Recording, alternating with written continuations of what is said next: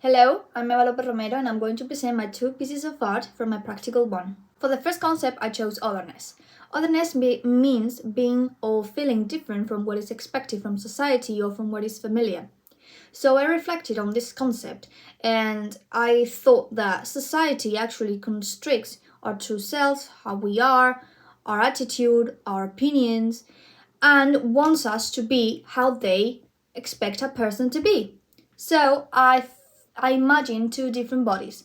One that represented our true selves, our characteristics, our attitude, our colors, our textures, and the other being the body that society expects from us.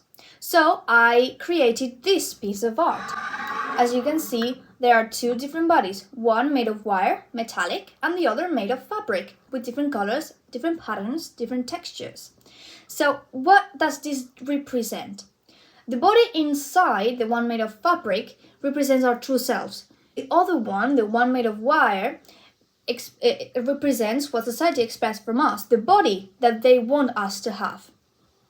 Why is the one made of fabric inside the wire one? Well, society cages our true selves. So, the wire body encages the fabric one.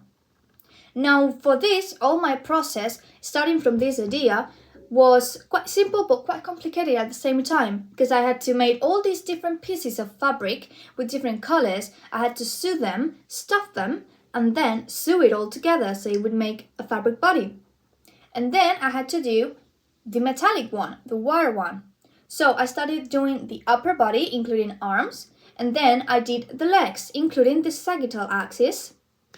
Once I had all done, some of the pieces link with each other. They have hooks such as like this, so you can hook them together.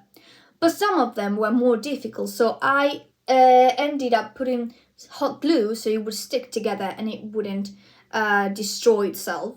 And then I put the fabric body inside of it. This, I named it Caged. For the second concept, I chose uncertainty. Now this is something that happens to people when something is not known. This was a much more complicated piece of art to make, as I wasn't really clear on what I wanted to do until I had this eureka moment one morning when there was a lot of fog and I couldn't even see where I was driving. And I thought, well, this is really uncertain. I wanted to recreate that sensation, including the fog. However, I could not make fog myself.